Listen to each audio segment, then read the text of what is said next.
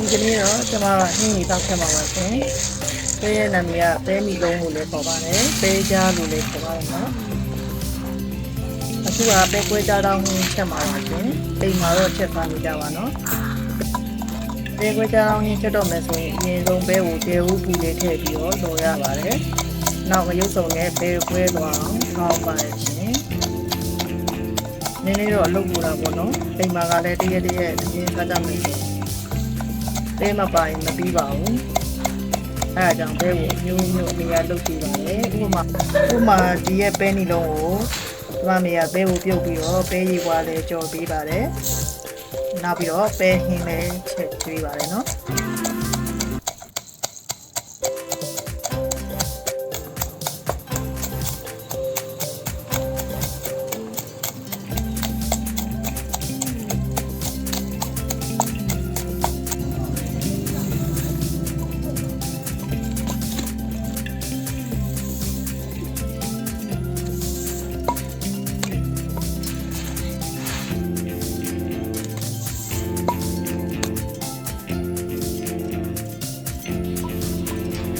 ပဲကွဲသွားပြီဆိုရင်ကိုချက်မဲ့ပမာဏလောက်ထည့်ပြီးတော့ရေနည်းချိန်ထားပါမယ်နော်အချိန်ကတော့45မိနစ်တနားရီလောက်တော့ကြာတယ်နောက်ရေကိုအထက်ခါသာစီးပါမယ်နော်ခွန်းလည်းမကြအောင်ထိပေါ့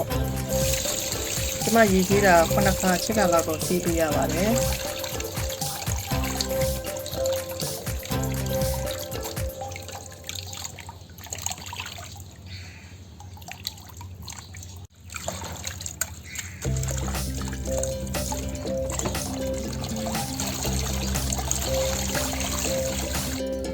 နောက်ကျွန်မရေးထည့်ပြီးတည်ထားပါမယ်နော်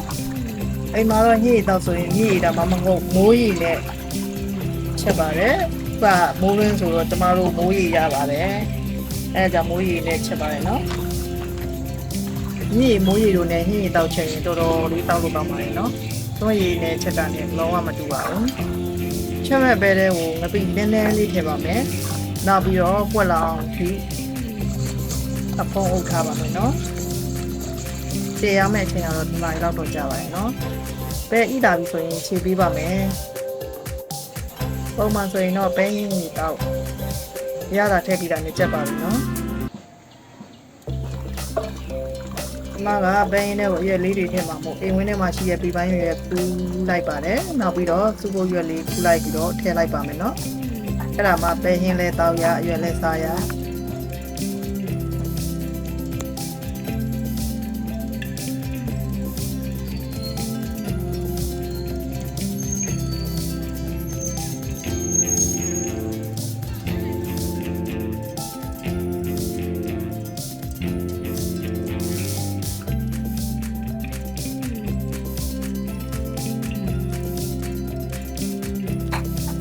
အရက်ကိုရေးစေးအောင်ဆေးပြီးထည့်လိုက်ပါတယ်။စီနေနဲ့ထည့်ပြီးတော့ကြက်သွန်ဖြူလေးထောင်းပြီးတော့အုပ်လိုက်ပါမယ်နော်။အရသာအတွက်ကတော့စားထည့်ပါတယ်။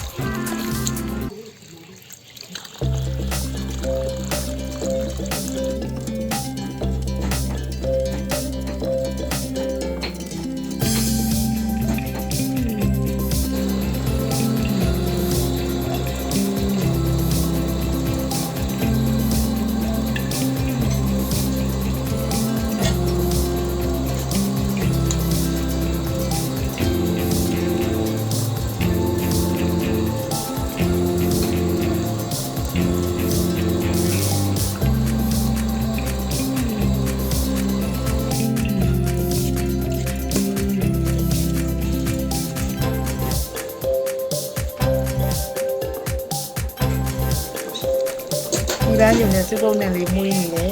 ပဲခွဲကြတော့ဟင်းလေးချက်ပါပြီရှင်ကျမအတွက်ကတော့စိတ်ပြီးအနံ့လေးကလည်းမှုလေးရတာလည်းပြည့်ပြည့်စုံနေဟင်းလေးတစ်ပတ်ပါပဲရှင်